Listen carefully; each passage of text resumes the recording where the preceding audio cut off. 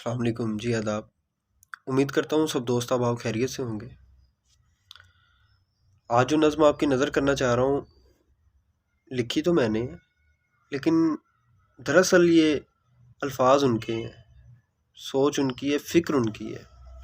وہ فکر جو کل نہ آنے پہ انہیں لاحق ہو جاتی ہے اور پھر وہ کتنا آگے کا سوچ لیتی ہیں اور کیا کیا کچھ کہہ دیتی ہیں۔ لکھا ہے کہ آج کی خبر نہیں ہے ان کو، کل کی فکر ستائے ہے۔ آج کی خبر نہیں ہے ان کو، کل کی فکر ستائے ہے۔ کل نہیں آ پاؤں گی، وقت پہ کھانا کھا لینا، وقت پہ چائے بھی پی لینا، زیادہ دیر باہر مت رہنا، جلدی گھر کو آ جانا، نہ زیادہ بیٹھنا ٹیرس میں، نہ زیادہ بیٹھنا ٹیرس میں، وقت پہ آ کے سو جانا۔ دیکھو سرد ہوائیں لوٹ آئیں گی، ساتھ خزائیں بھی لائیں گی۔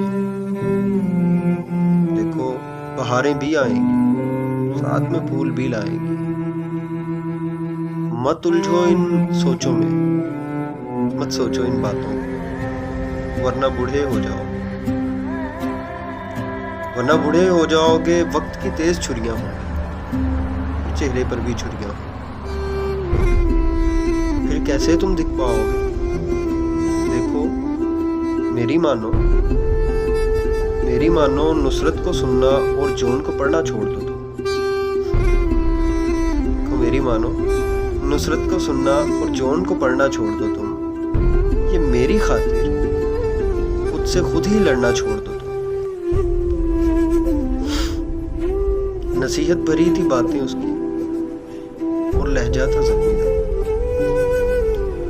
نصیحت بھری تھی باتیں اس کی اور لہجہ تھا زخمی زخمی۔ ہنسنے کی ناکام سے کوشش اور آنکھوں میں چھائی نمی سی۔ اس سے پہلے کہ وہ آنکھیں روتی میں نے اس کے ہاتھ کو تھاما اور سوال بھرے لہجے میں پوچھا، میڈم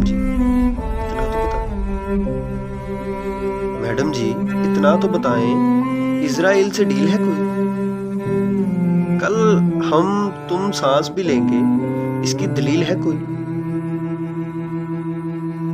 آج کی تم کو خبر نہیں ہے، کل کی فکر ہے تم کو لاحق۔ چند لمحوں میں دیکھو تم نے کیا سے کیا ہے سوچ لیا۔ یہ جو ہے آج ساتھ ہمارا، وہ بھی فکر نے نوچ لیا۔